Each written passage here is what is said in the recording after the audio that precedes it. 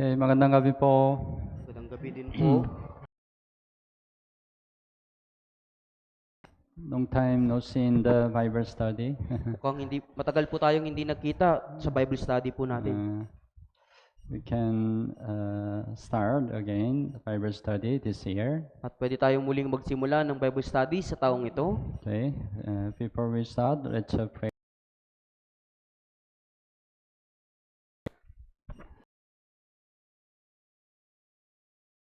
Father, Mahal naming Ama na mahabagin at mapagpala, thank you for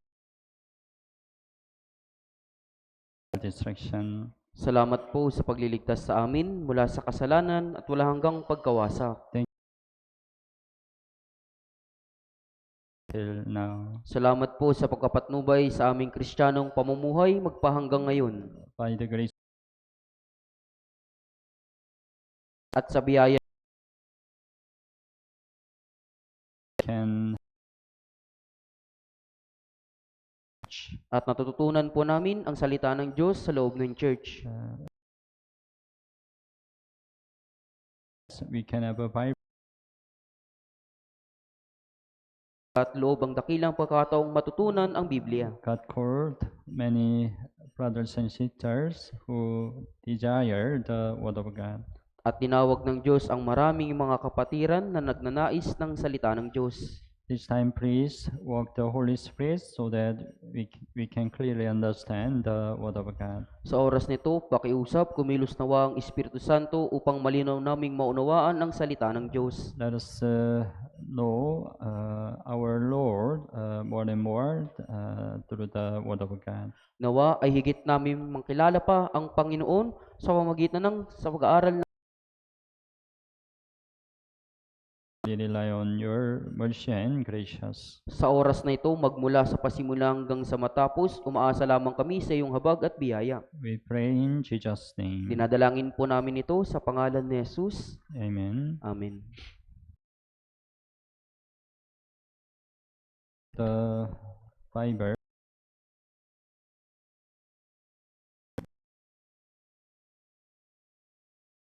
Po,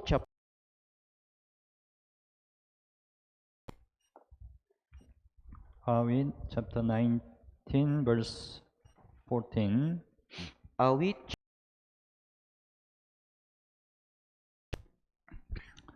Okay, chapter 19 verse 14. Basahin po natin ng sabay-sabay. Naway ang mga salita ng bibig ko at ang nagpabulay-bulay ng aking puso ay maging katanggap-tanggap sa paningin manunubos ko.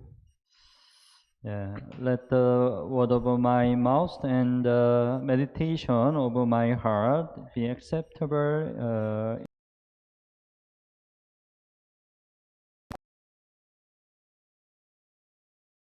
Tanggap sa paningin mo. O Lord, my strength and my At manunubos ko. maybe the book of Psalm says, what's the book of Psalms? At marahil sa aklat ng verse na ito po ay binabanggit kung ano po yung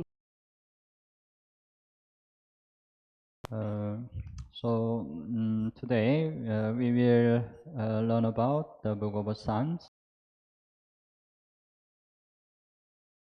As you know, the book of Psalms is the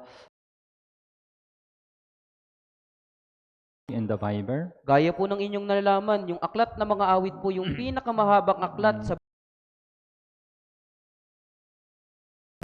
ilang chapter po meron ng awit?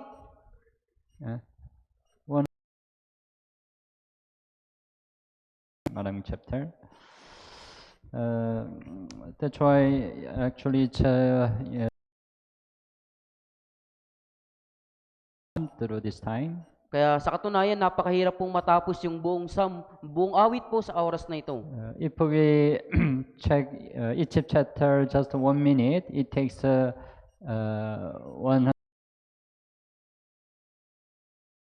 isang minuto, kailangan po natin ng 150 minutes.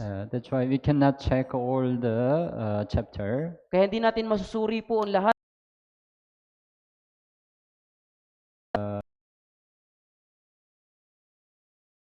Psalms. Kaya sa pagkakataong ito ay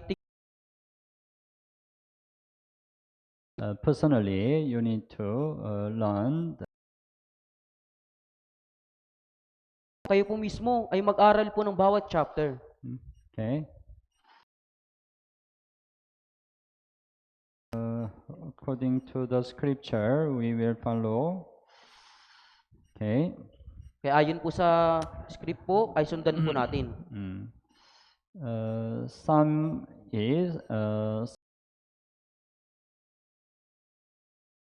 Hebrew. Ang mga awit po ay Sefer Tehillim sa salitang Hebreo. Which means book of praise. Ibig sabihin, In other words, psalm means hymns. sa ibang salita po, ang kahulugan ng mga awit ay himno. Tehurot. At sa ibang salita, Prayer. ang kahulugan ay panalangin. That's why the psalms are called poems of praise and prayer. Kaya nga po ang mga awit ay tinatawag na mga tula ng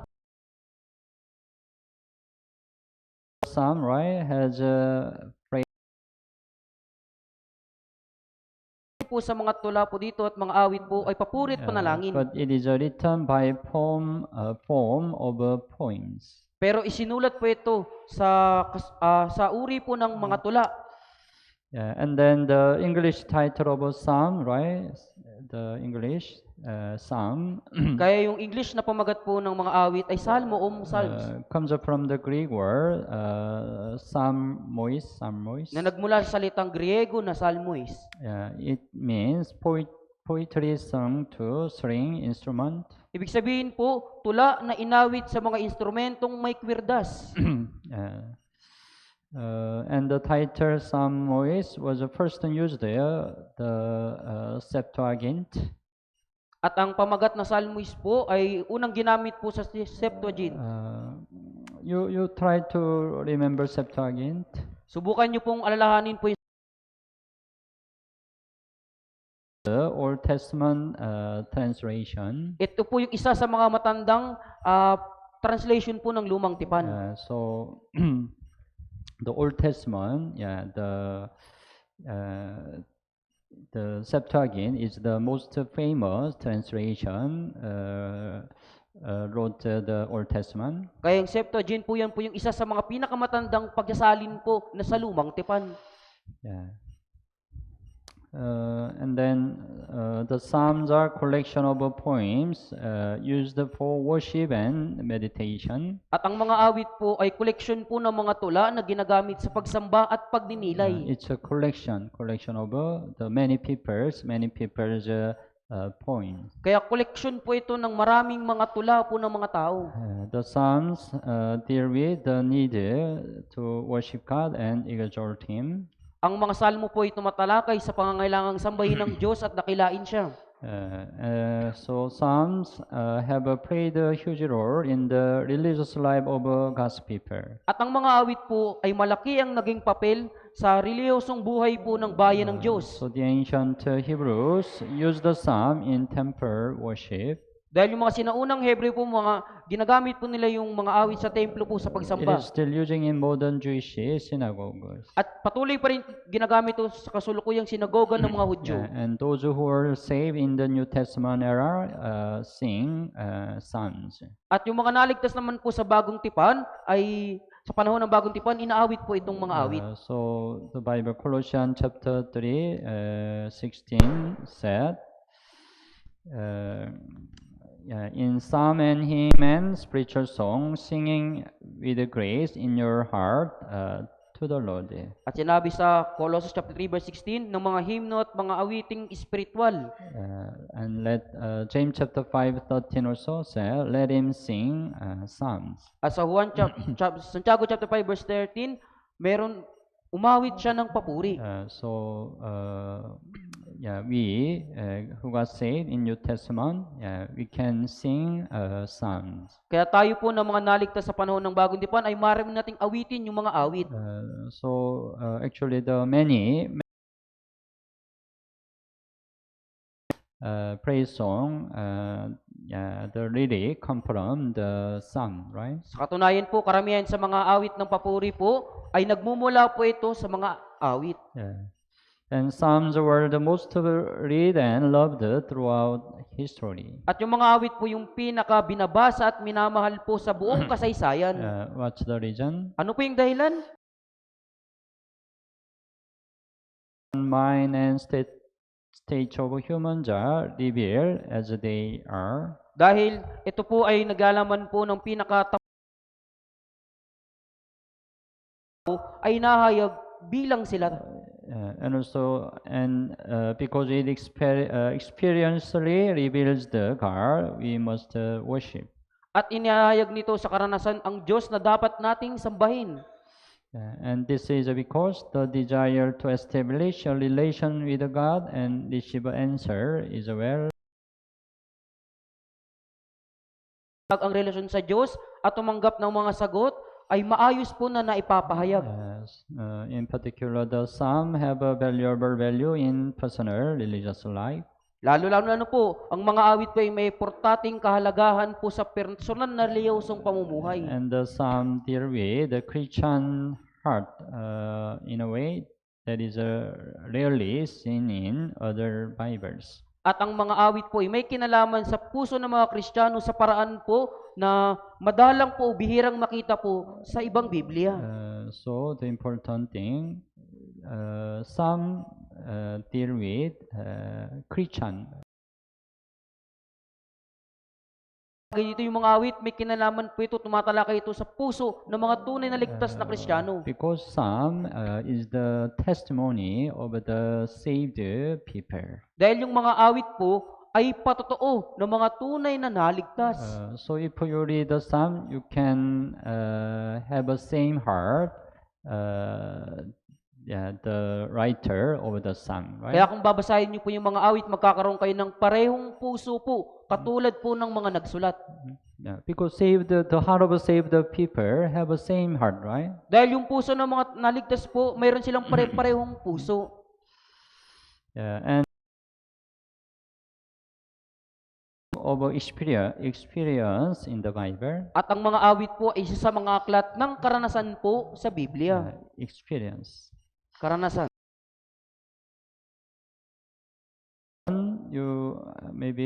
I'm not sure you remember. We learned the outline of the Bible, right? Marahil, nung nakaraan po, natutunan natin yung outline po ng buong Biblia. We can organize the Old Testament like this, right? Pwede po nating isaayos po yung lumang tipan sa ganitong paraan. That is history. First, we can organize the Old Testament. There are the history book. At pwede nating ayusin po yung lumang tipan. Mayroon po ditong aklat ng kasaysayan. Total 70 book, right? Ito po ay may kabuang 17 aklat. And there is the experience book, right? At meron po ditong aklat ng mga karanasan. Total prophecy book. At meron din pong aklat ng mga aklat. We can find that, right? The Old Testament has a complete symmetry. Po may ganap na symmetry. History book, right? Kaya yung unang 17 aklat ay kasaysayan. And then after 5 books is experience book, right? At pagkatapos ng 5 karanasan, and then the last 70 book is the prophecy book. At yung huling naintindihan?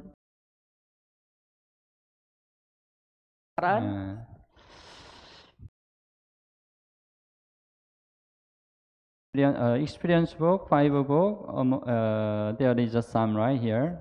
Ngunit sa 5 book of Job, right? nung nakaraan, napag-aralan na po natin yung aklat ng mga Job, ng Job. Song of Solomon, yeah, it's the experience book. Ito yung aklat ng mga karanasan. Uh, so, yeah, there is a history, right, from Genesis until Esther, right? Kaya meron pong kasaysayan magmula sa aklat ng Genesis hanggang kay Yeah, Esther. there were many people in this history, right? Some is their experience, right? At yung awit po, yung kanilang karanasan. And their testimony, right? At yung kanilang mga papuri. And their praise.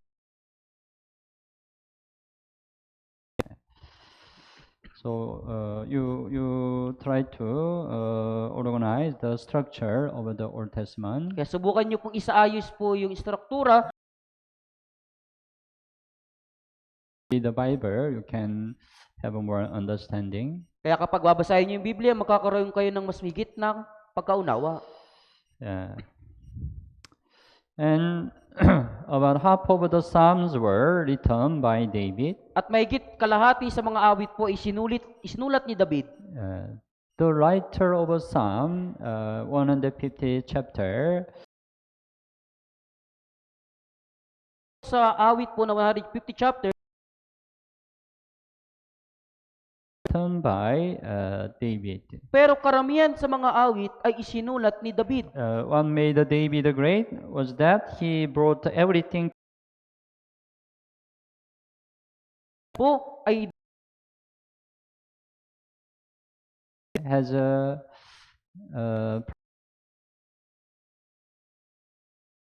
right? Kaya sa tuwing nagkakaroon siya ng problema, lumalapit siya sa Diyos.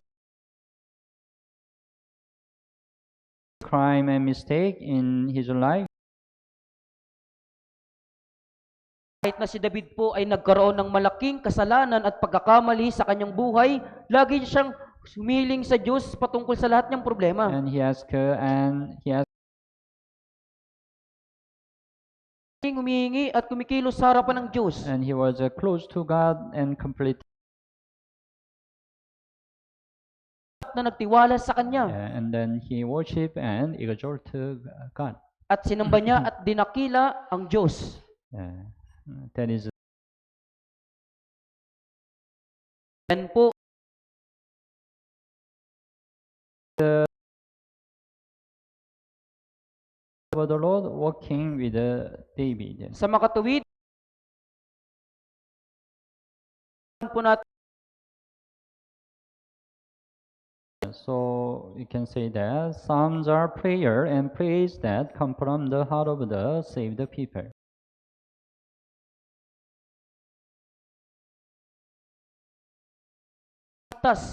Okay.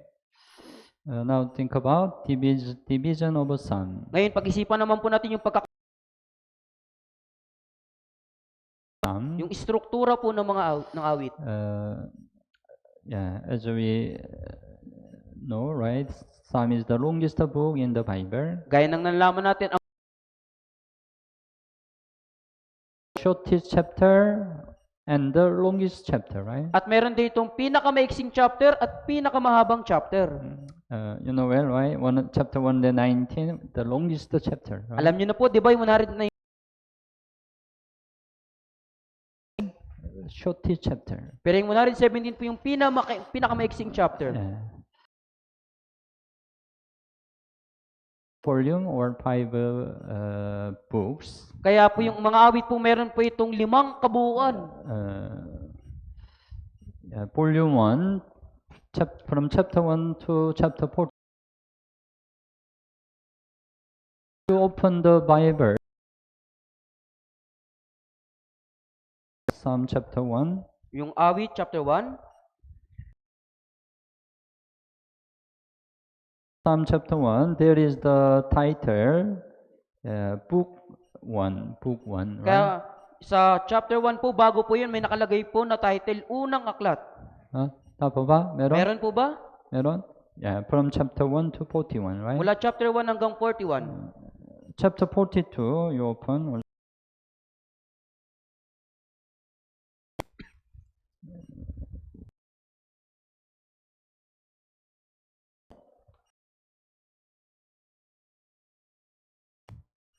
So we need to know Psalm has five volumes. Kaya kailangan nyong malaman na meron pong 5 volume po But yung awit. it is a combined. Pero pinagsama po ito. It become we call psalm. Kaya mga awit. Yeah. As I said,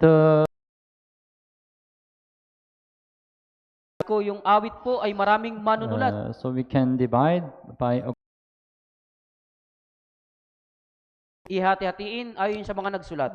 as I said, David, most of the psalm was written by David. Gaya ng sinabi ko po, This is David. ito po yung mga chapter na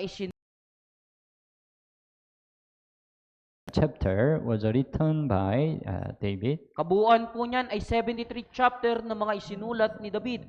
And Asaph, he was also the musician as Leviticus. At si Asaph naman po, isa po siyang mga awit po sa Levitico. He worshipped Po sa templo ng Diyos. He also wrote 12 chapter. Nagsulat din po siya ng 12 chapter. And also the son of Korah also wrote Solomon 2 chapter. Solomon, 2 chapter po. Moses also. There is the Psalm of Moses, chapter 90. Meron din pong mga awit ni Moises, chapter 90. If you check the Bible, there is a title. Kaya kung titingnan niyo po sa Biblia, meron pong mga pamagat. Who is of the chapter, right? Di ba? Bago po. Edan, they also wrote one chapter, right? At si Heman at si Ethan po, nagsulat sila ng tig-isang chapter. But there are still 50 chapter unknown writer. Pero meron po rin pong 50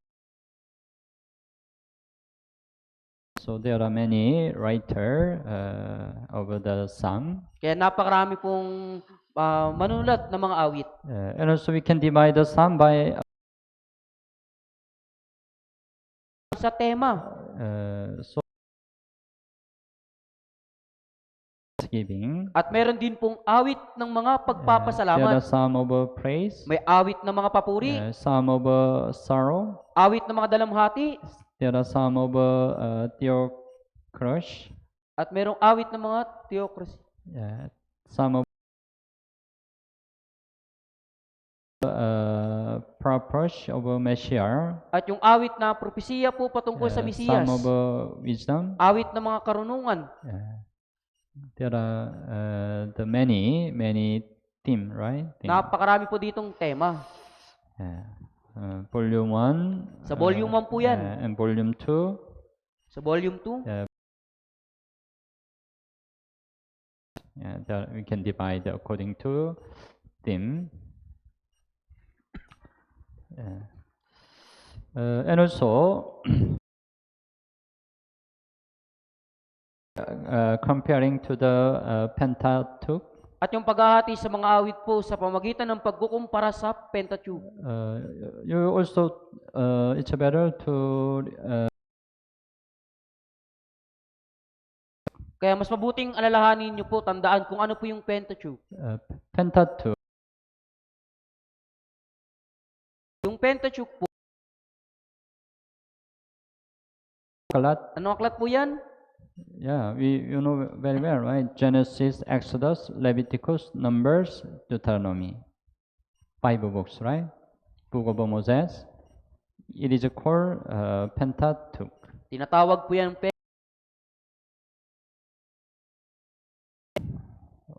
Biblical scholars acknowledge the closely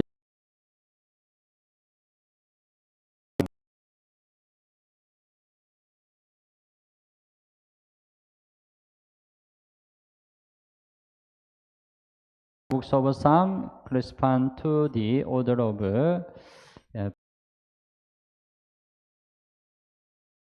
subject matter. At sinasabi nila na yung pagkakahati po ng 5 aklat at ng mga awit po ay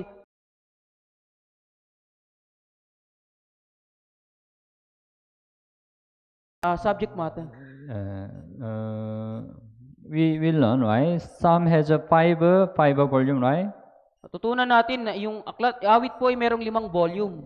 Pentateuch has a five books, right? At yung Pentateuch po merong 5 aklat. But the contents, there is a similarity.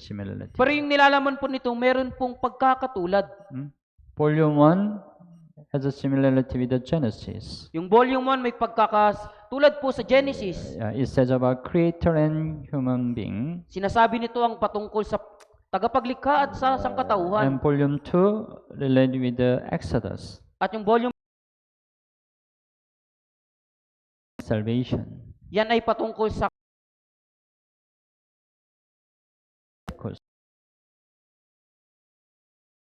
Worship and temple. yan yung pagpupuri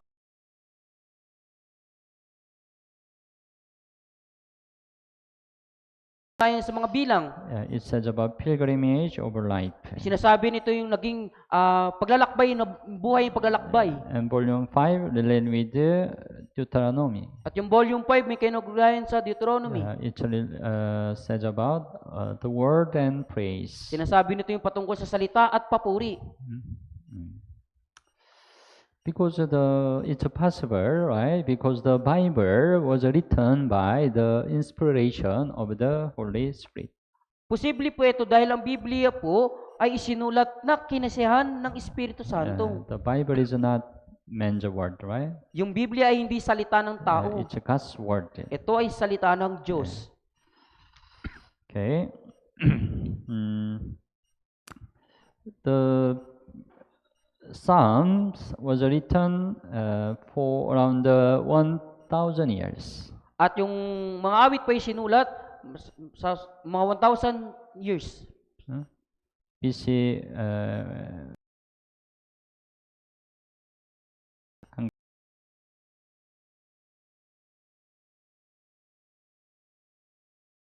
time, right? Sinulat po yung awit po sa mahabang panahon. Because of Moses, right?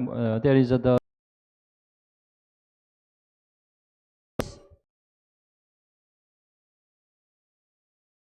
and song. At pag-isipan natin yung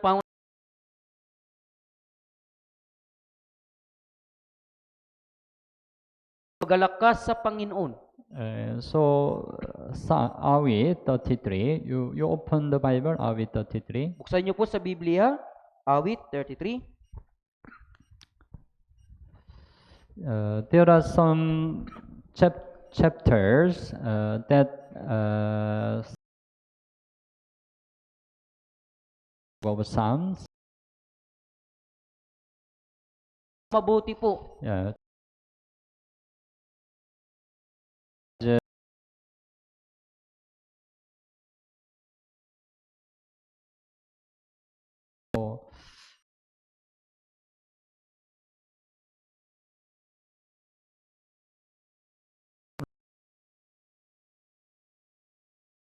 Magalak kayo sa Panginoon, kayong matutuwid.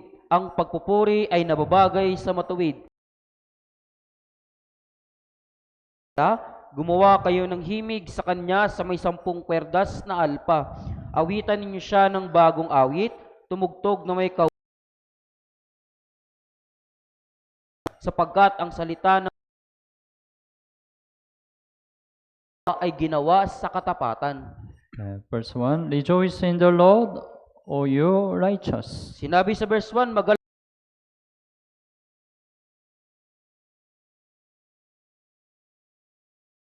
In the Bible, the righteous means saved people. Sa Biblia,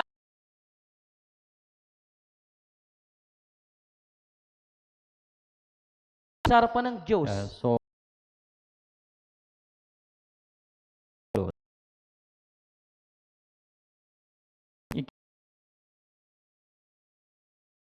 Sick and the joy that Christ. Sinasabi po na yung kagalakan ng Kristiyano po na 33.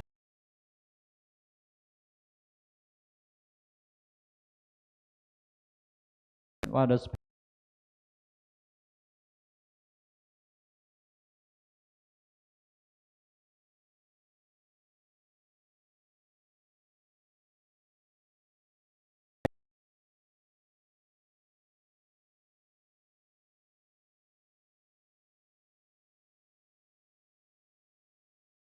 At yung magalak at yung pagpapasalamat sa Panginoon ay isang panloob na bagay. and praise is an external expression of such internal things, At right? yung pagpupuri po ay isang panlabas na pagpapahayag po yung mga bagay na nanggagaling sa panloob na bagay. If you have a joy and thanks in the Lord, automatically you praise the Lord, right? Kung may kagalakan ka at pasuri ka sa Panginoon, You will joy and thanks through the praise outwardly.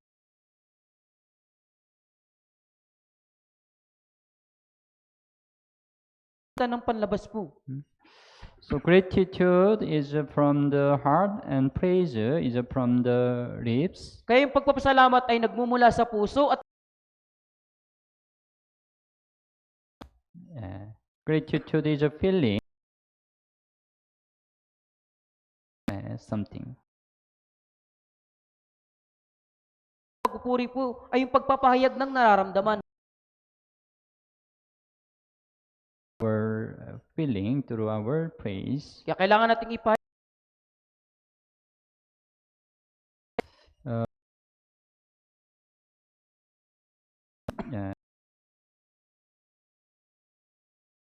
To him with an instrument of sa magitan ng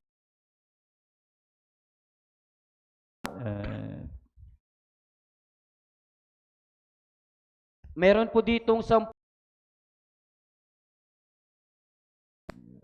if one string the harp, more easy to gamitin po. but Pero mas mahirap pong gamitin po yung 10 kerdas na alpa. 10-string harp is not an easy instrument to play. Kaya 10 kerdas na alpa po ay hindi po madaling gamitin instrumento. Why God said, pray by 10-string the harp? Bakit ganyan sinabi ng Diyos na umawit kayo sa magitan 10 kerdas na alpa? A lot of sincerity must go into it. Dahil yung maraming katapatan po ay dapat na lumabas po dito. He also told them to sing new song that Sabi niya din, new song. You need to put great effort. kaya yung bagong awitin po ay nangangailangan ng Meeting song. sa halip na yung paulit Present sound. at gamitin ito na may kasanayan po. Because playing skillfully require devotion and heart toward God. Dahil yung pag-aawit po na mayroong kasanayan po ay nangangailangan ng debosyon at yung puso para sa Diyos. So, God won, right? We give our heart more. Nais ng Diyos na labis na ganap nating ibigay yung ating puso.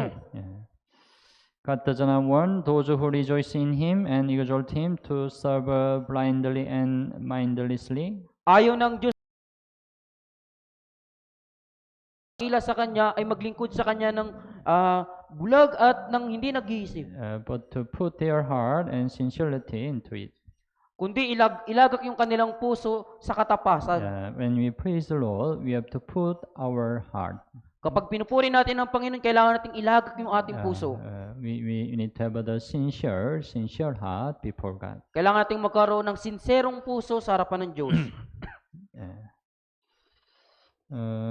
And now, let's think about what we have to know through Psalms. At ngayon, pag-isipan natin kung ano yung kailangan natin malaman sa mga awit. In inerrancy of the Bible, It means the Bible doesn't have any wrong or error, right? Error. Sinasabi po nito na yung Biblia po ay walang anumang mali po. So the Bible itself, right? Original Bible doesn't have any error, right? Kayong original na Biblia po, wala po talaga itong pagkakamali. But when it is a translate, sometimes meron error, some error, right? Pero nung ito po isinalin na, minsan po meron pong mga mali. Yeah, but original Bible itself, no any error, right? Pero yung original na Biblia mismo po ay walang mga mali. Yeah, because that's why the Psalm was written by the inspiration of the Spirit. Kaya nga po yung mga awit po isinulat na kinasihan po ng Espiritu Santo. Yeah, so if we read the Psalm, we can know, Psalm was also written by the inspiration of the Spirit. Kaya kung babasahin po natin yung mga awit, malalaman natin na yung awit din po na isinulat po sa na kinasihan ng Espiritu. In 2 Samuel 23 verse 2, it's also the word of Po ito rin po yung mga salita ni David. David said, right, the Spirit of the Lord spoke by me. Sinabi po dito, ang Espiritu ng Panginoon ay nagsasalita sa magitan ko. And His word was on my tongue. At ang kanyang mga salita ay nasa aking dila. Spirit of the Lord, it's the Holy Spirit, right? Yung Espiritu ng Panginoon, yan yung Holy Spirit. So, as we learned, the Psalm was written by, most of the Psalm was written by David, right? Kaya karamihan sa mga awit po, sinulat ni David.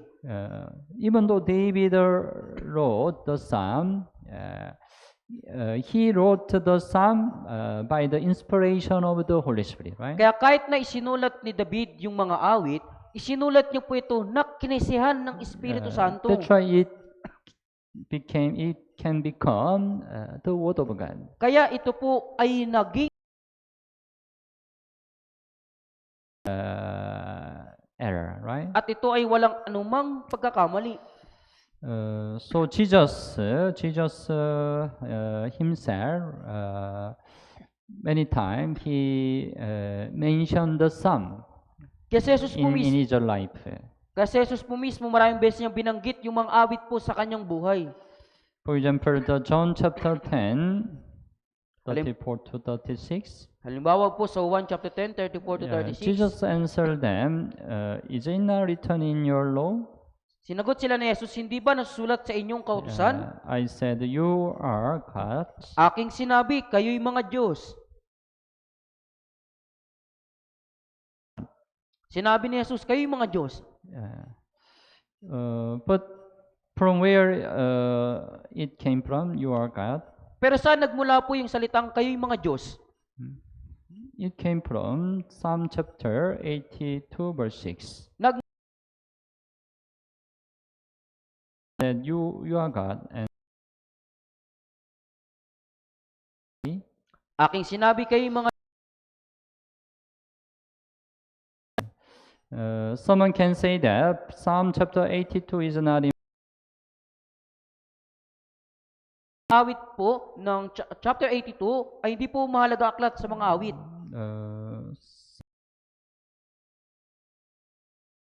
Ito po ay hindi mahaba. Maybe many people not so important. Kaya karamihan sa mga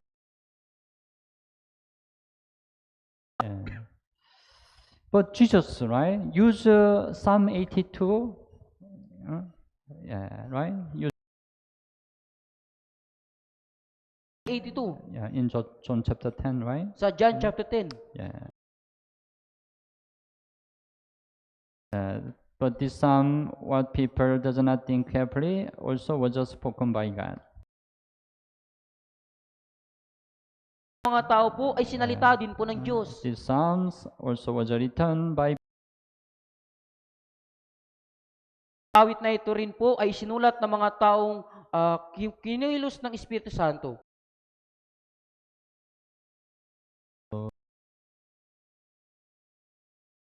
Matthew chapter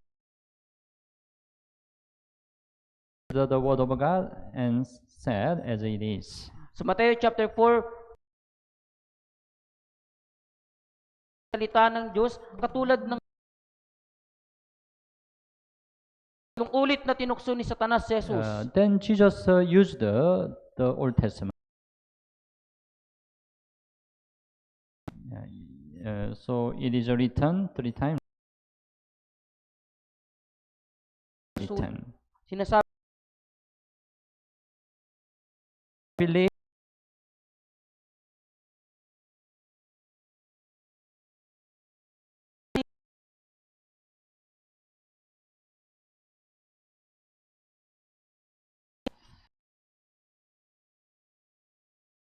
happen.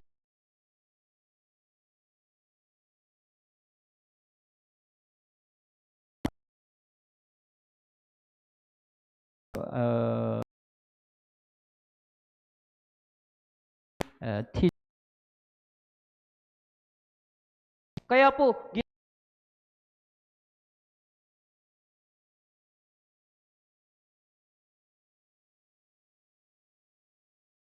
others.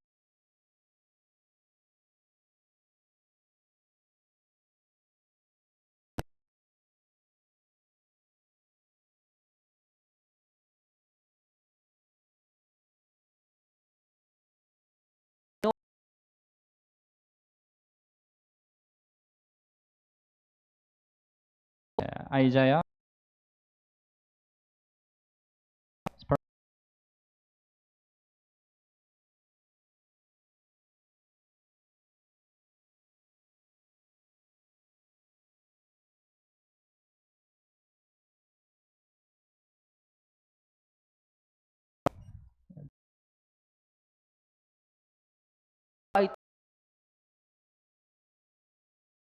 uh,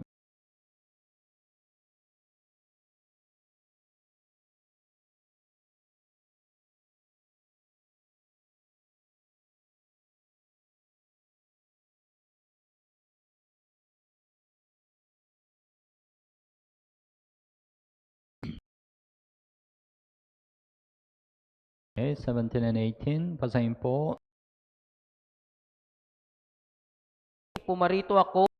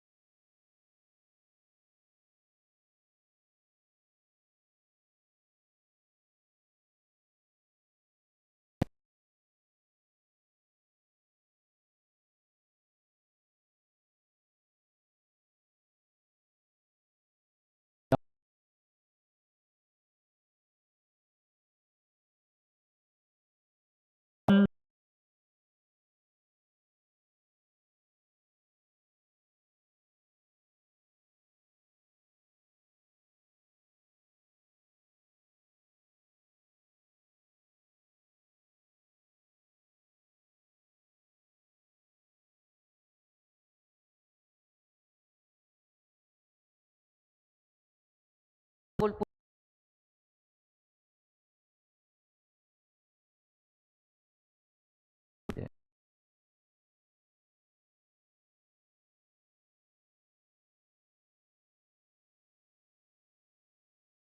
Teacher is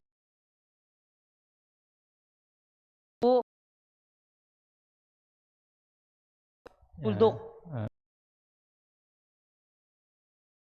Kaya yung isang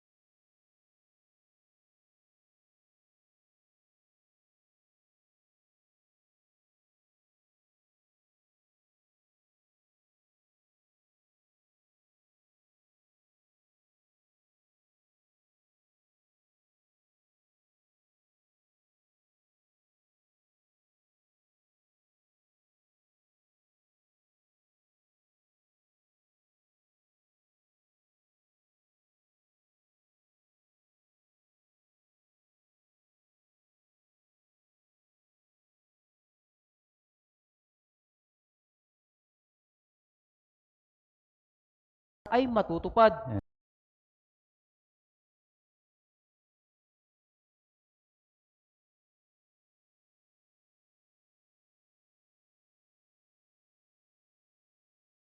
Po nawawala. Mm.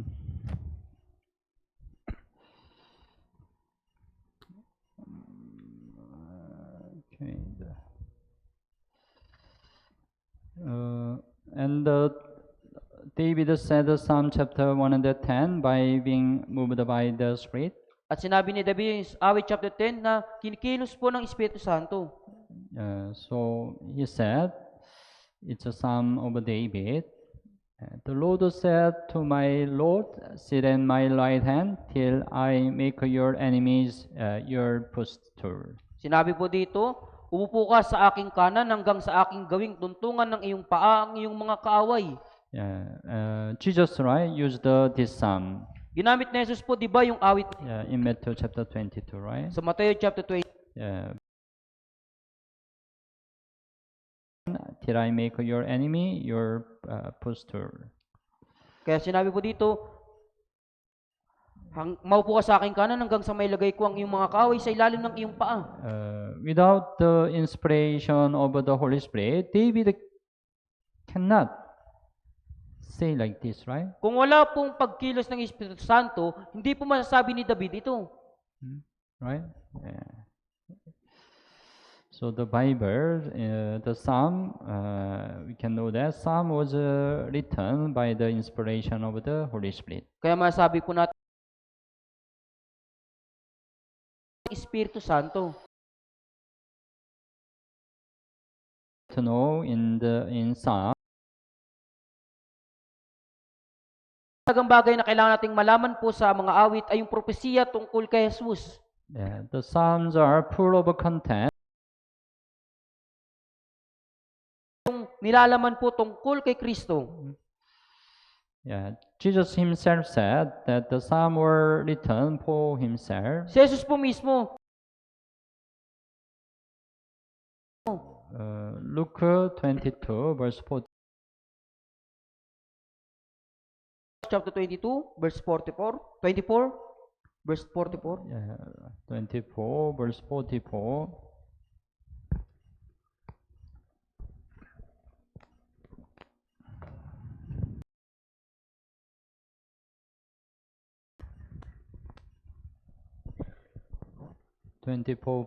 Basahin po natin ng sabay-sabay.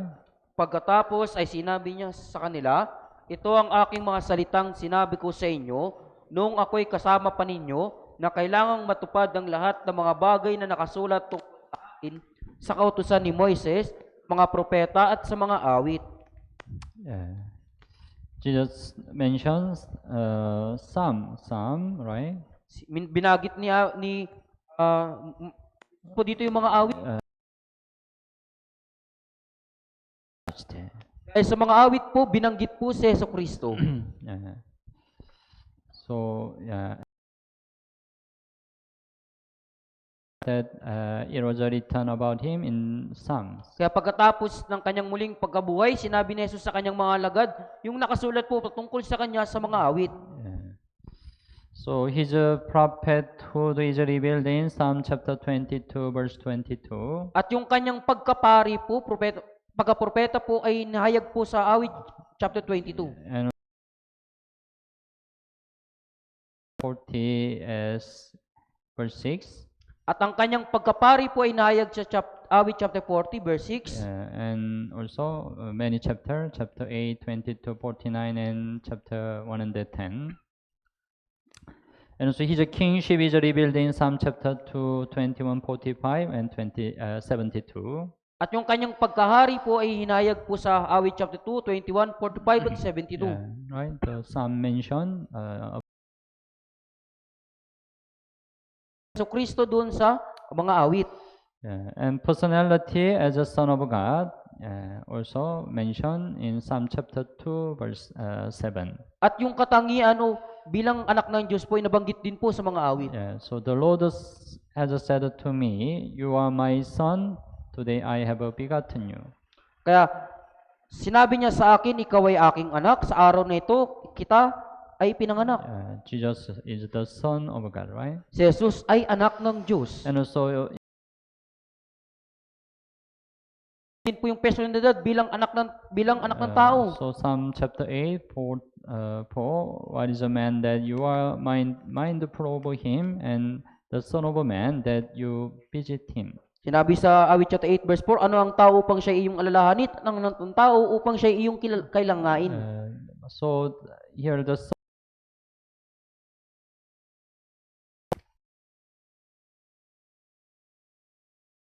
David, but it also indicate Jesus Christ. Dito po, yung anak ng tao, una po, dito tinutukoy si David, pero Also, it mentioned personality as a descendant of David, right? at binanggit din po dito yung personalidad bilang ina po ni Adan.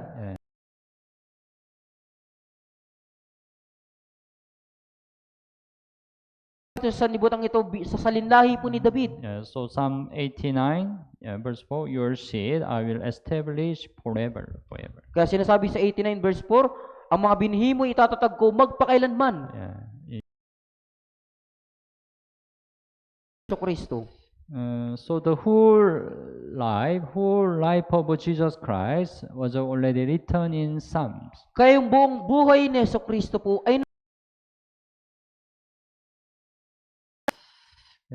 because the Psalm, as we learned, Psalm was written by the inspiration of the Holy Spirit.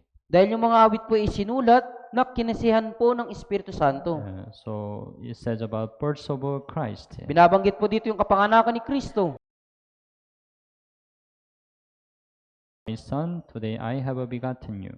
Sinabi po dito, sinabi niya sa akin, ikaw ay aking anak, sa araw nito kita pinanganak. It was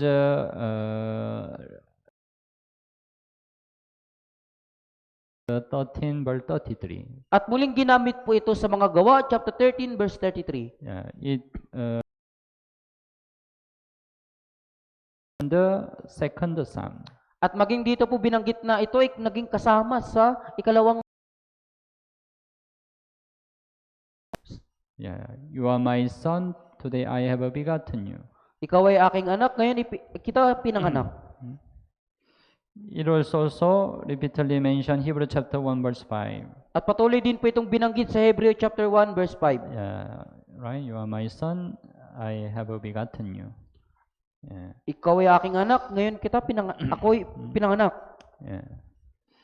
It's a prophecy of birth of Christ. Ito po yung propesiya sa kapanganakan ni Jesus. And also siya ay naging ating manunubos.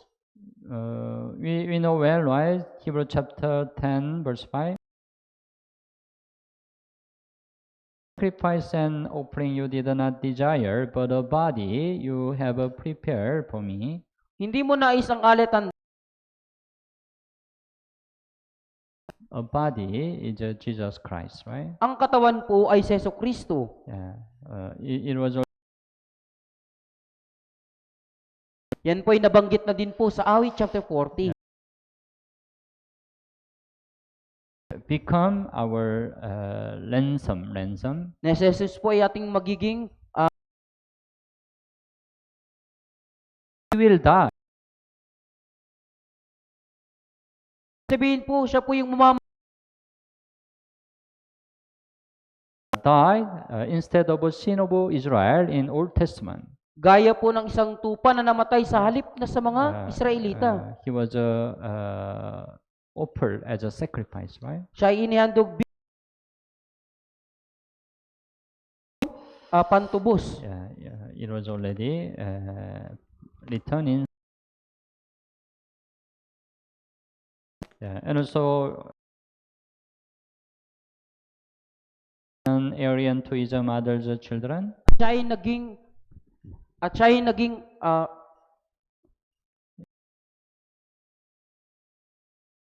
yan po yung propesiya tungkol kay Jesus. It was mentioned sa awit chapter 69 verse 8. So it really happened, right?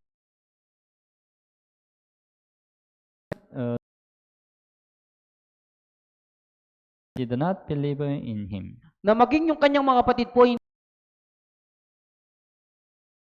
That's right. hindi naniniwala kay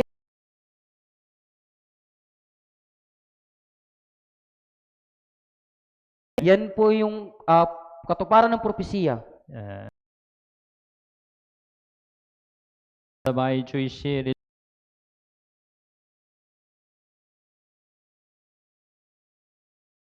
chapter 8, 118, right? 22.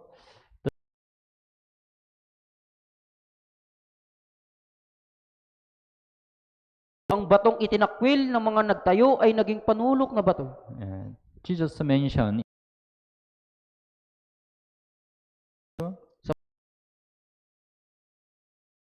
never read in ninyo na kailanman nabasa sa mga kasulatan.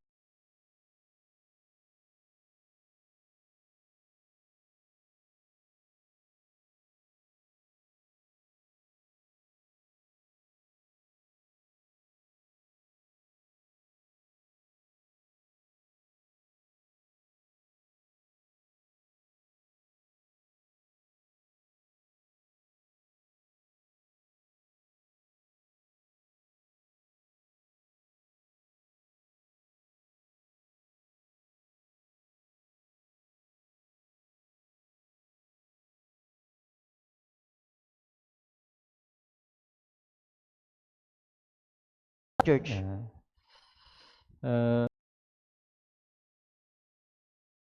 In some, in a sense,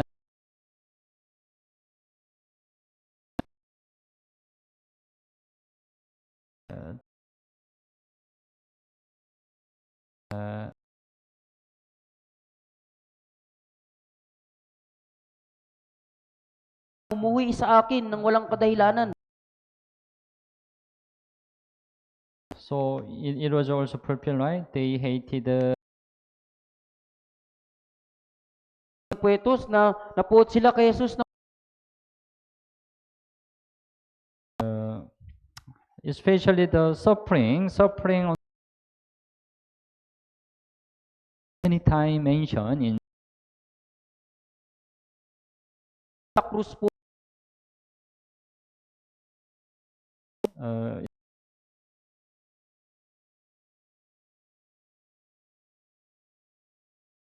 cries very well. Lalong-lalo na sa awit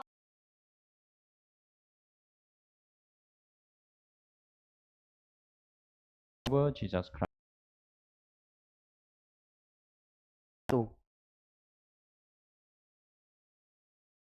Said, "My God, my verse 1,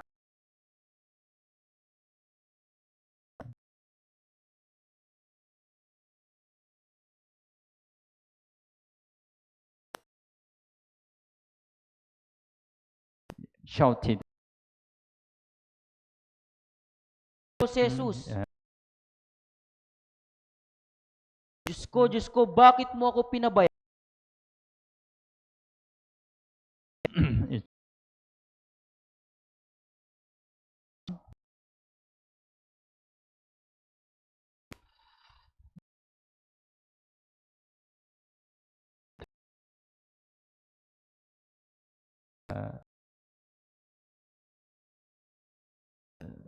crucifixion of Jesus. At yung chapter 22, verse 6 to 8 ay yung nilalang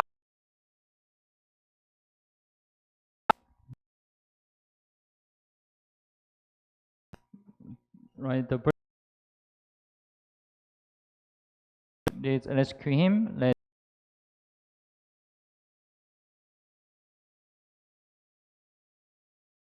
kanya. It was a Ito po ay nasa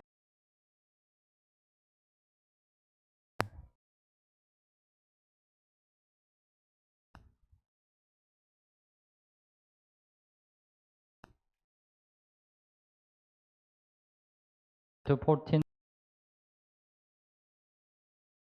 in all my bones. binuhos na para So it happened. Yeah.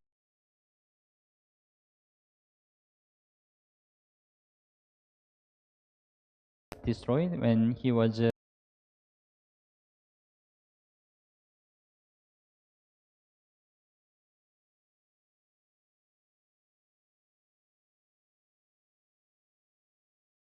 po nila yung aking mga kamay at mga paa. hands of Jesus and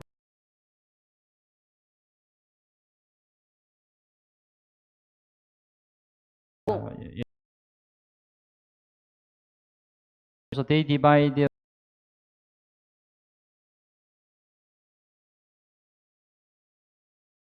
aking mga kasuot.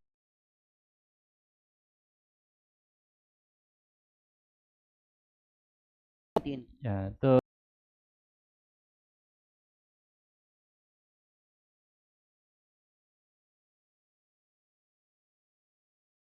Jesus. for it, right? At ginawa po nila itong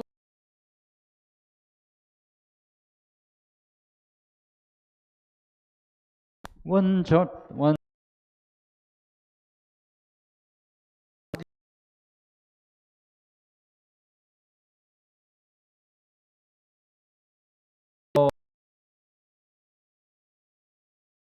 yeah.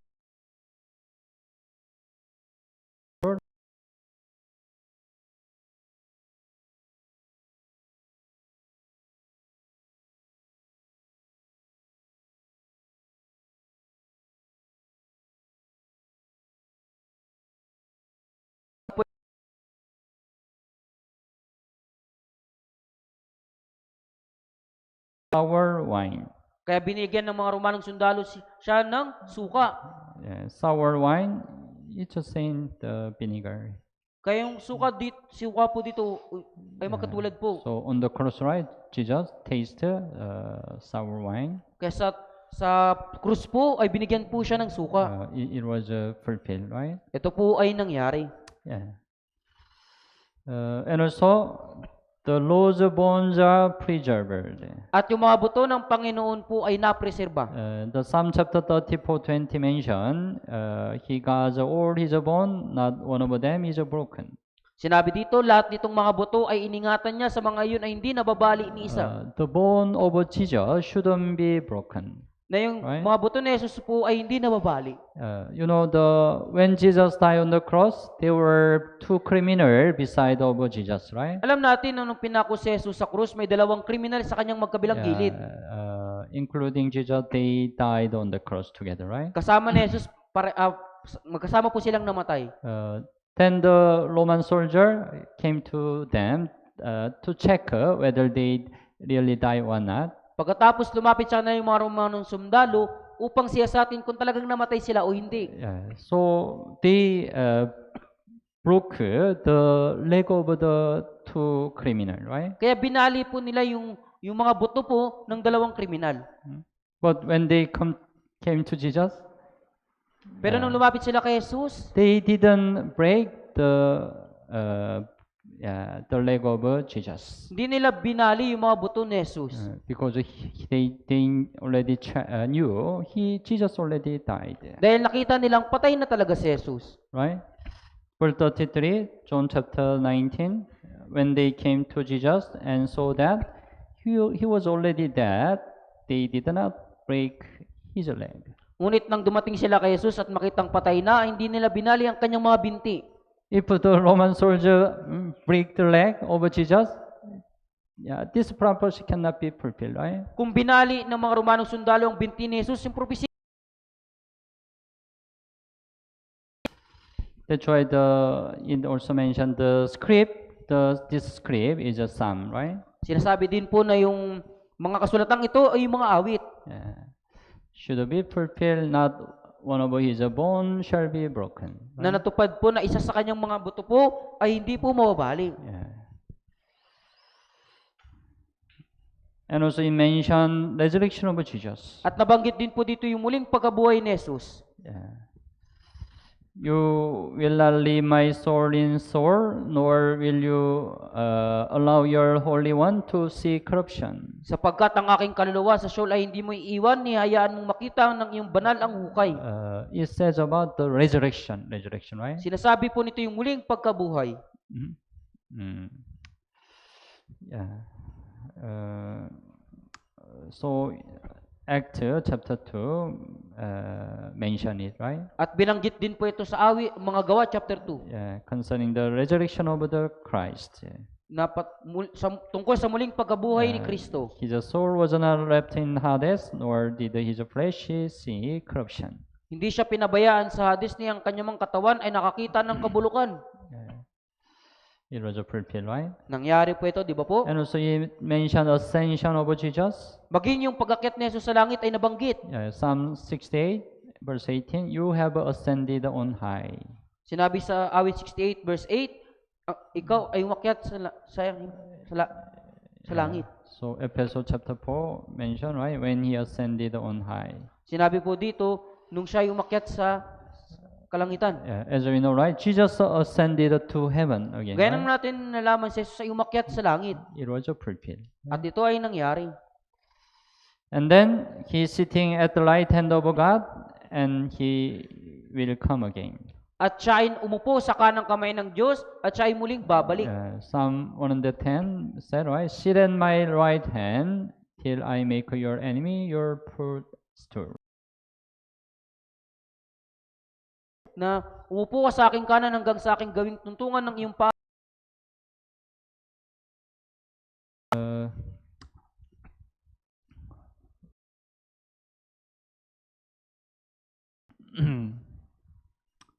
So it was also fulfilled, and also someday it will be fulfilled. At ito po yung propesiyang natupad na po at balang araw matutupad pa po. Darating bilang hari. So Psalm chapter 2, I have set my king on my holy hill over Zion. Sinabi po dito na gayon may inilagay ko ang aking hari sa Zion, sa aking banal na burol. And verse 9, you shall break them with a rod of iron, you shall dash them. Verse 9, sila iyong babaliin ng pamalong baka. Again, right? He will judge the earth Sa kanyang muli as a king of kings. bilang hari ng mga hari. In Revelation chapter 19. At ito may sasakatuparan po sa Apokalipsis chapter 19. It says about Sabi po yung muling pagbabalik ni Jesus sa bilang hari ng mga hari.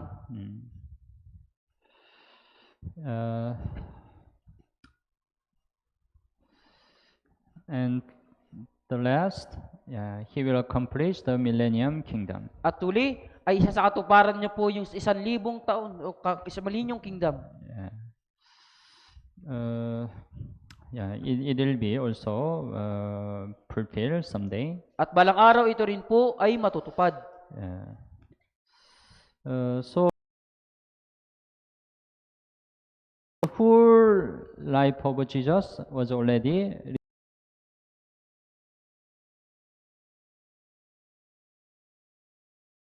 it was exactly fulfilled. Possible. How is it possible? Paano po ito naging posible?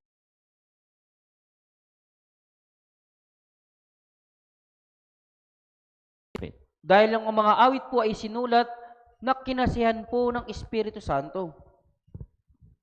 We can know, right? The Bible is complete, the Word of God. Malalaman natin na ang Biblia ay ganap na salita ng Diyos.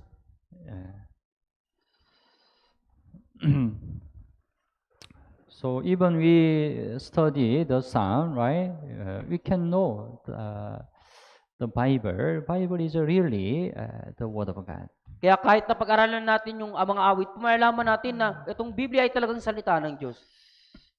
And the Psalm, also the New Testament cut quotes Psalm many times. At sa Bagong Tipan po, maraming mga quotes po na nagmula po sa mga awit. So Psalm is the most cited book in the New Testament than any other books in the Old Testament. Kaya po yung mga awit po, isa sa mga aklat po na tinitingnan po binanggit po sa Bagong Tipan po kaysa ibang aklat po sa Lumang Tipan. During the question and answer in the temple, during Jesus' childhood, he also mentioned Psalm. Binanggit din po dito nung tinanong si Jesus po nung sa kanyang pagkabata po. And during the Sermon on the Mountain, he also mentioned Psalm. At sa panahon po ng sermon dun po sa bundok, binanggit niya po yung nandun sa mga awit. When explaining to the Niya po he mentioned yung sa mga the rest way, he also mentions Psalm. At nung nagkaroon ng pagtatalo sa mga pari po nung huling linggo, binanggit niya yung sa mga awit. When he wept over Jerusalem, he mentioned Psalm. Nung umiyak po siya sa Jerusalem, para sa Jerusalem po, ibinanggit niya yung sa mga awit. When he was attacked by Jew, he mentioned Psalm. Nung siya po inatake ng mga Hudyo po, binanggit niya rin sa mga awit. The last Passover supper, he mentioned Psalm.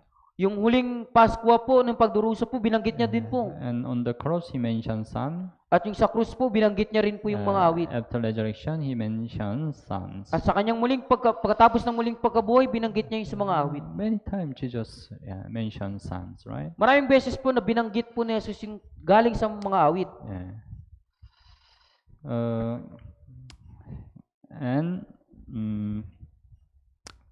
Christ became our shepherd by dying for us. At si Kristo ay naging ating pastol na namatay para sa atin. Psalm chapter 23 where our Christian life. Sa awit chapter 23 din po binabanggit na mabuti po yung ating Kristiyanong pamumuhay. And it also summarized the whole Psalms. At ito rin po yung buod po ng buong awit. We already learned, right? Psalm chapter 22 talks about the Lord's suffering on the cross, right? At sinabi na po, di ba, na yung awit chapter 22 ay binabanggit po yung pagdurusa ng Panginoon. After suffering of Christ, there is a Psalm chapter 23. Pagkatapos ng pagdurusa ni Kristo, mayroon pong awit chapter 23. Because the understand chapter 22 can understand chapter 23.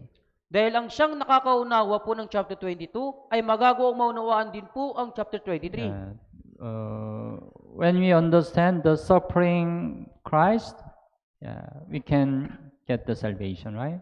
Kapag naunawaan po natin yung pagdurusa ni Kristo, magkakaroon tayo ng kaligtasan. Tama ba? After can become our shepherd. Pagkatapos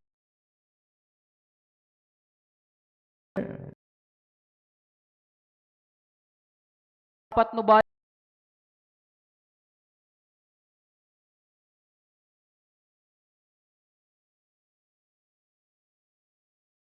think about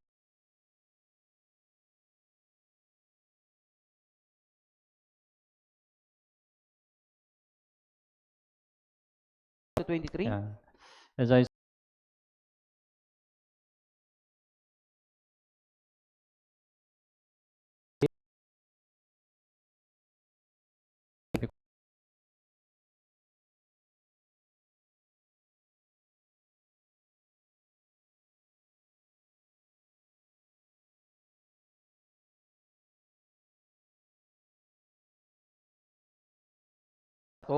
Hindi ako magkukulang.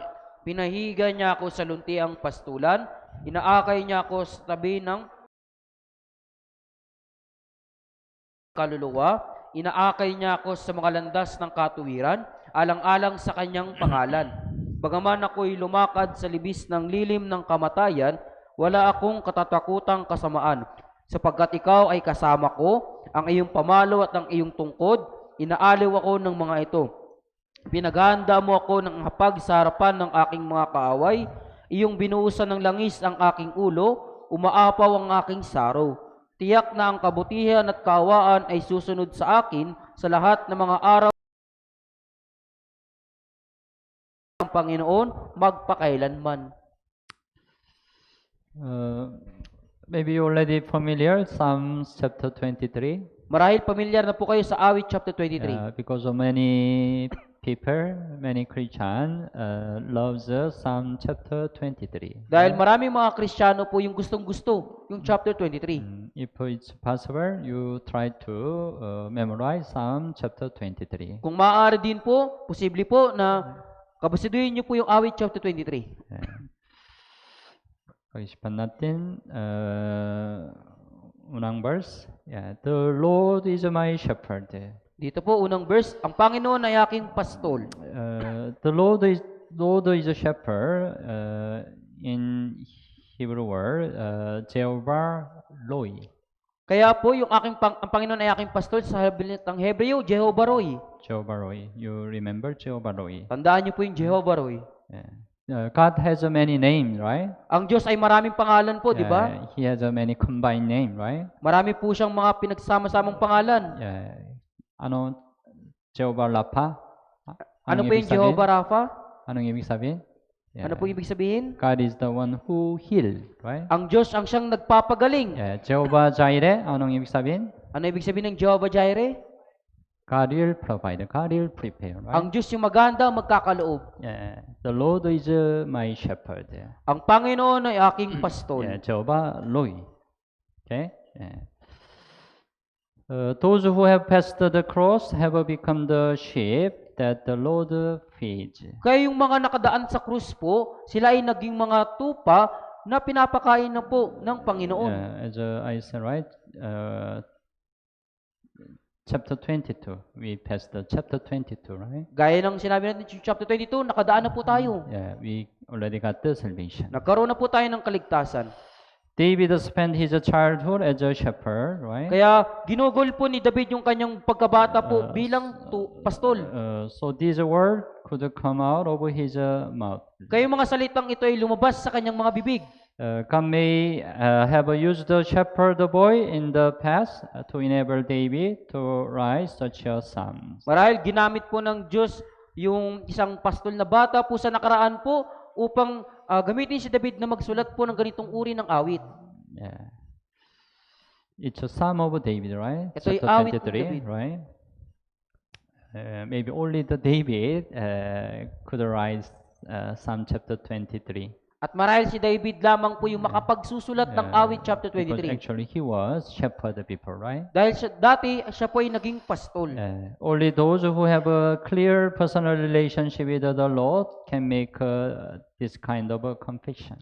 Tanging yung mga meron lamang pong malinaw na personal na relasyon sa Panginoon ang makakagawa po ng ganitong uri ng pagpapahayag. Only those who have returned to the shepherd and the director over their soul can make this confession. Yung tanging mga nakabalik lamang sa pastol ay yung direktor ng kanilang kaluluwa po yung makakapaggawa ng ganitong pagpapahayag. And he can confess that he is my shepherd only if he knows that he is weeping like a sheep. At magagawa niyang magpahayag na siya yung kanyang pastol dahil nalaman niya po siya isang mahina po gaya ng isang tupa. So 1 Peter chapter 2:25 said, right? You're like a sheep going astray. Kaya sinabi sa unang Pedro chapter 2 verse 25, tayo yung mga tupang naligaw. Before we get the salvation, we are like a sheep going astray, right? Bago tayo nagkaroon ng kaligtasan, tayo po noon ay tulad sa mga tupang naligaw. But have now returned to the shepherd and overseer over your souls. Ngunit ngayon ay bumalik na kayo sa pastol at tagapag-alaga ng inyong mga kaluluwa. We have returned to the shepherd by being saved, right? Tayo ay nakabalik na sa ating pastol nung tayo ay maligtas. So after salvation, our Lord became our shepherd. Kaya pagkatapos ng kaligtasan, yung ating Panginoon ay ating naging pastol. And we became his sheep, right? At tayo ay kanyang naging tupa. That's why I shall not want. Kaya nga po, hindi ako magkukulang. The sheep under the shepherd lack nothing. Kaya po yung tupa na nasa ilalim ng pastol ay walang magiging kakulangan. The sheep under the shepherd no need to worry what to eat. Kaya yung tupa na nasa ilalim po ng pangangalaga ng tupa, hindi mag-alala sa kanyang kakainin. No need to worry to where sleep, right? Hindi niya kailangan mag-alala kung saan siya matutulog. Because shepherd will provide everything. Dahil yung pastol ang magbibigay ng lahat ng bagay. Psalm chapter 34, 9 and 10. There is no want to those who fear Him. Sinasabi po dito, Verse 9, chapter 4, verse 9. na sapagkat ng mga natatakot sa kanya ay hindi magkukulang. Verse 10, the young lion lack and suffer hunger, but those who seek the Lord shall not lack any good thing, right? Ang mga batang leon ay nagkukulang at nagugutom, ngunit silang umahanap sa Panginoon sa mabuting bagay, hindi nasasalat. Since the Lord is the source of all good things, the sheep under the Lord are abundant in everything. Dahil ang Panginoon po yung pinagmumulan ng lahat ng mabubuting bagay, yung tupa na nasa ilalim ng Panginoon po ay masagana po sa lahat ng bagay. So, Philippians chapter 4:19 says, my God shall supply all your need according to His riches in glory by Christ Jesus. Kaya sinasabi sa Pilipos chapter 4 verse 19, at pupunuan ng aking Diyos ang bawat kailangan ninyo ayon sa kanyang mga kayamanan.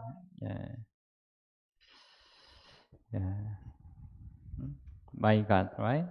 Ang aking Diyos, My shepherd we have, right? aking pastol, Supply all your need. pupunan ng bawat kailangan. You need to believe His promise. Kailangan nating maniwala sa kanyang pangako. And verse 2, He makes me to lie down in green pasture. He leads me beside the still waters. At sa verse 2, pinahihiga niya ako sa luntiang pastulan, inaakay niya ako sa tabi ng mga tubig na pahingahan. He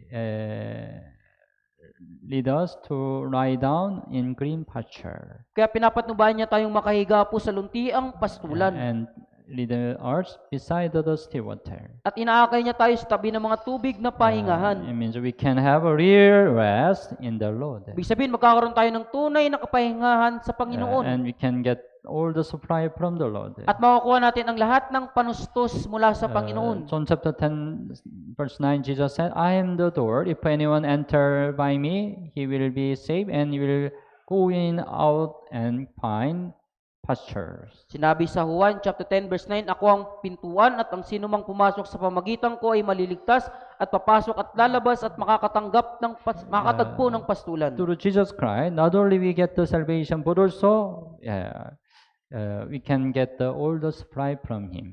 Sa magitan ng Jesucristo, hindi lamang tayo magkakaroon ng kaligtasan, kundi matutustusan tayo sa lahat ng bagay. Not only physical thing, but also spiritual thing. Hindi lamang pisikal na bagay, maging spiritual na bagay. That's why the pasture can be the word. Kaya dito po, yung pastulan, maaaring salita. We can be comforted by the word, right? Maaari tayong maaliw sa magitan ng salita. This is my comfort in my operation. Kaya ito yung aking kaaliwan sa aking kapigatian. For your word has given me life. Dahil ang iyong salita ay nagbibigay buhay. Through the word of God, we can be comforted, right? Sa magitan ng salita ng Diyos, maaari po tayong maaliw. We can have a real rest. Maaring magkaroon tayo ng tunay na kapahingahan. It is a leading in green pasture and still water. Pinahiga niya tayo sa luntiang pastulan, inaakay tayo sa tabi ng tubig na pahingahan. Verse 3, He restores my soul. He leads me in the paths of righteousness for His name's sake. Kaya sa verse 3, pinunumbalik niya ang aking kaluluwa, inaakay niya ako sa landas ng katuwiran alang-alang sa kanyang pangalan. He revived the soul that was dead due to sin and transgression. Binuhay niya po yung kaluluwang namatay po dahil sa kasalanan. Po. He revived our soul, right? Binuhay niya po yung ating kaluluwa, di ba po? It's another. Hindi lamang po yun. And revives the soul that has been saved when it pour into depression. At binuhay po ang mga kaluluwang naligtas po kapag ito ay bumabagsak sa pagkalugmok. when after salvation, sometimes you can be depressed. Pagkatapos ng kaligtasan, minsan maaari kang malugmok. Yeah, but we have our shepherd. Pero meron tayong ating pastol. He will restore us, right? Tayo ay kanyang panunumbalikin. Yeah. God revives and then leads us to live righteously. Ang Diyos ay bumubuhay at pagkatapos pinapatnubayan niya tayong mabuhay ng matuwid.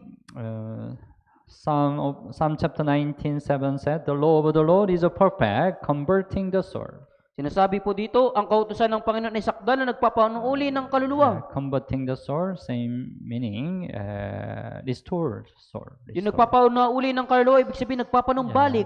After He restored us, He lead us. Pagkatapos niya tayong panumbalikin, tayo ay kanyang pangungunahan.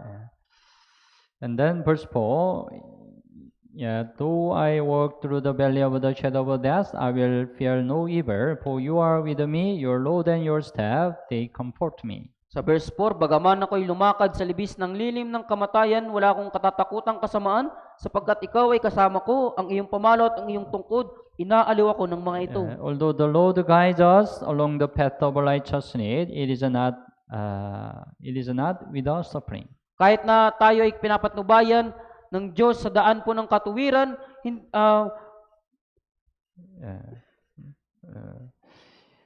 He will guide us to the green pasture and still water, right? Papatnubayan niya po tayo sa luntiang pastulan at sa tubig na pahingahan. But it doesn't mean we don't have any problem affliction. Pero hindi ito nangangahulugan hindi tayo magkakaroon ng problema at kapigatian. There are times when we must go into the valley of the shadow of death. May mga panahon na kailangan nating dumaan po sa lilim ng kamatayan. After salvation, we cannot avoid the affliction, right? Pagkatapos ng kaligtasan, di natin maiwasan yung mga kapigatian. God will allow many affliction to the righteous. Ipapahintulot ng Diyos yung maraming mga paghihirap sa mga matuwid. Right? The Bible said, right? Di ba po tama yung sinasabi ng Biblia? Yeah. There are many reasons why God allowed the affliction in our Christian life. Napakarami pong kadahilanan kung bakit pinapahintulot ng Diyos yung mga paghihirap sa mga Kristiyanong pamumuhay. Psalm 119:75, your judgment are right, and that in faithfulness you have afflicted me. Kaya sa awit 119 verse 75, O Panginoon, nalalaman ko na matuwid ang mga pasya mo at sa katapat ay pinangumbaba mo ako. God is the one who afflict us, right? Yung Diyos, siya po yung mismo yung nagpakumbaba sa atin. God allow the affliction to you. Pinapahintulot ng Diyos sa iyo yung mga kapigatian. Bakit? Verse 71, it is good for me that I have been afflicted. Dahil mabuti sa akin na pinapagkumbaba ako. Because affliction is a benefit to us. Dahil may pakinabang para sa atin yung mga kahirapan. That's why God allow many affliction to save the Christian. Kaya pinapahintulot ng Diyos sa maraming mga Kristiyano po yung maraming mga paghihirap. There are many benefits, but this time we don't have time to learn what's the benefit. Napakarami pong mga pakinabang, ngunit hindi natin mapag-aralan lahat po ito. But anyway, even though we have a lot of affliction, we don't need to fear it. Pero kahit na tayo po ay maraming mga paghihirap, di natin kailangang matakot dito. Because God is with us and God's rod and staff comfort us. Tayo ay kasama ng Diyos. Ang Diyos ay kasama natin at ang pamalo at ang tungkod ay inaaliw po tayo nito. Even though we are in great affliction, God is with us, right? Kahit nasa tayo matinding kapigatian, ang Diyos ay nasa atin. God's rod and staff keep us. Kaya yung tungkod at pamalo ng Diyos yung nag-iingat sa atin. So Psalm 121:5, the Lord is your keeper. Kaya sa awit 121 verse 5, ang Panginoon ang iyong tagapag-ingat. Isaiah 41:10, fear not, I am with you. Kasi Isaiah 41 verse 10, na huwag kang matakot sapagkat ako'y kasama mo. I will help you. Tutulungan kita. I will uphold you with my righteous right hand. Ikaw ay aking aalayan ng kanang kamay ng aking katuwiran. So don't fear, don't fear. Kaya huwag matakot. Whatever affliction you meet. Sa anumang kahirapan kayo, humarap. And verse 5, you prepare a table before me in the presence of my enemy. You anoint my head with oil, my cup runs over. Sa verse 5, ipinaghahanda mo ako ng hapag sa harapan ng aking mga kaaway, iyong binuhusan ng langis ang aking ulo, umaapaw ang aking saro. You prepare a table before me in the presence of my enemy. It means God will glorify us. Ibig sabihin po nito na ipinaghahanda mo ako ng hapag sa harapan ng aking mga kaaway, luluwalatin tayo ng Diyos. Yeah, we will have a glory. Magkakaroon tayo ng kaluwalhatian. So 11, right? God raised David on high. Kaya tinaas ng Diyos si David sa pinakamataas. David was a shepherd, original shepherd, right? Sa katunayan po si David ay isang pastol. But God raised him as a king of Israel. Ngunit itinaas siya ng Diyos bilang hari ng Israel. So 2 Samuel 23 verse 1, it was the last word of David. Kaya sa ikalawang Samuel chapter 23 verse 1, yan yung huling mga salita ni David. Yeah, then he introduced himself, right? Pagkatapos pinakilala niya yung kanyang sarili. He was the man raised up on high. Sabi niya, ang sinabi ng lalaking inilagay sa itaas. God raised up David on high, right? Itinaas ng Diyos si David To glorify him. upang luwalatiin siya. Yeah. And my cup runs over. Yeah, it means God's grace overflows to us. Ibig sabihin yung umaapaw ang aking saro, ibig sabihin umaapaw sa atin yung biyaya ng Diyos. Yeah. John chapter 1:16, over his fullness we have all received and grace for grace. At mula sa kanyang kapuspusan ay tumanggap tayong lahat, biyaya na sinundan pa ng ibang biyaya. We have a grace over salvation, right? Meron tayong biyaya ng kaligtasan po, di ba? After salvation, we continue receive the grace of God. Pagkatapos ng kaligtasan po, patuloy pa rin tayong tumatanggap ng biyaya ng Diyos. His grace overflows, right? Kaya yung biyaya po'y umaapaw. Yeah, my cup runs over, right? Kaya yung aking saro ay umaapaw. Yeah, and then verse 6, surely goodness and mercy shall follow me all the days of my life, and I will dwell in the house of the Lord forever. At sa verse 6, tiyak ng kabutihan at ang kawaan ay susunod sa akin at sa lahat ng mga araw na aking buhay, at ako'y maninirahan sa bahay ng Panginoon magpakailanman. I will dwell in the house of the Lord forever. Right? Ako'y maninirahan sa bahay ng Panginoon magpakailanman. Yeah. What's the house of the Lord? Ano po ba yung bahay ng Panginoon? Our time, what's the house of the Lord? Sa ating panahon, ano po yung bahay ng Panginoon? It's a church, right? Ito po ay ang church. Tama po ba? We can dwell in the house of the Lord after salvation. Maaari tayong manirahan sa bahay ng Panginoon pagkatapos ng kaligtasan. Psalm 27:4, the writer of Psalm chapter 27 wanted to dwell in the house of the Lord. Kaya yung manunulat ng awit 127 verse 4, nais niya pong manatili sa bahay ng Panginoon. All the days of life. Sa lahat ng mga araw ng kanyang buhay. What do you want? Ano pong nais ninyo? It should be our desire. Ito po yung dapat nating ninanasa. I will dwell in the church all the days of my life. Na ako'y makapanirahan sa loob ng church sa lahat ng araw ng aking buhay. I will abide in church until our Lord comes again. Na manatili ako sa church hanggang sa muling pagdating ng ating Panginoon. Right? After salvation, it's really important, right? Pagkatapos ng kaligtasan, ito po ay talagang napakahalaga. We have to abide in church. Kailangan. Then finally, we can dwell in the house of the Lord forever in heaven. At sa wakas, manatili tayo sa bahay ng Panginoon magpakailanman sa langit. Jesus said, right, in my John chapter 4, verse 2, in my Father's house are many mansions. 14, sa bahay ay our Lord already prepared eternal heaven for us, right? inihanda na ng Diyos sa atin yung wala hanggang langit. Yeah, the house of the Lord. Yung bahay ng Panginoon. That is a eternal heaven. Yan po yung wala hanggang langit. Yeah. The Psalm chapter 23 describe our Christian life after salvation.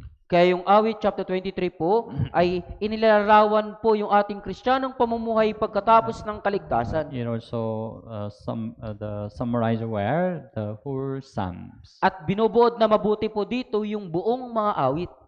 Yeah, so our Christian life should be the life in Psalms. Kaya yung ating buhay Kristiyano ay dapat na buhay po sa mga awit.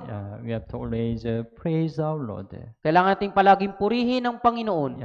While we are in affliction, we have to always cry out to the Lord. Sa tuwing tayo po ay nasa mga kahirapan, tayo po ay dumulong sa Panginoon. That is the life of the prayer, right? Yan po yung buhay ng pananalangin.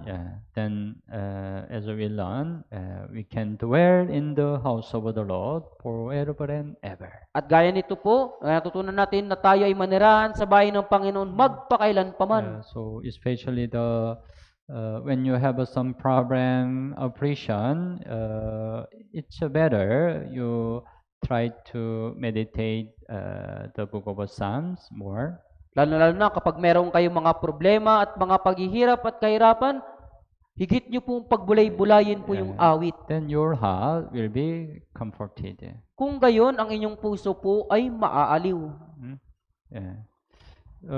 Psalm is the easiest Bible we can find, right? Yung awit po yung madaling Biblia po na madaling nating mahanap po, di ba? You just open middle, the center of the Bible, you can automatically find the Psalm, right? Buksan nyo lamang po yung gitna ng Biblia, automatic nyo pong makikita yung mga awit. It's located center of the Bible, Matatagpuan right? po yan sa gitna ng Biblia. So I hope you can study the Psalm by yourself. Umasa po ako na kayo po mismo sa inyong sarili po ay mapag-aaralan ang mga awit. Okay? Okay po. Let's pray together. Tayong lahat po ay manalangin. Dear Mercy Friend, gracious Father, mahal naming Ama na mahabagin at mapagpala, thank you for saving us from sin and eternal destruction. Salamat po sa pagliligtas sa amin mula sa kasalanan at wala hanggang pagkawasak. Especially thank you for guiding us to abide in church. Higit sa lahat, salamat po sa pagkapatnubay sa amin na manatili sa church. By the grace of God, today we can learn the book of Psalms. Sa biyaya ng Diyos, sa araw na ito ay nagawa naming mapag-aralan ang aklat ng mga awit. That our life can become the life in the Psalm. At nawa yung aming buhay ay maging gaya po ng buhay sa mga awit. Let us praise our Lord in our life. Naway purihin namin ang aming Panginoon sa aming buhay. Let us cry out to the Lord whenever we have affliction. At kami ay dumaing nawa sa Panginoon sa tuwing kami po ay nasa kahirapan. And please lead us until our Lord comes again. At pakiusap patnubayan niyo po kami hanggang sa muling pagdating ng aming Panginoon. Please hold us on to abide in the church until the end. Pakiusap, hawakan niyo po kaming matatag na manatili sa church hanggang sa inyong muling pagdating. We only rely on your mercy and gracious. Umaasa lamang po kami sa iyong habag at biyaya. We pray in Jesus' name. Dinadalangin po namin ito sa pangalan ni Jesus. Amen. Amen. Salamat po. Salamat po.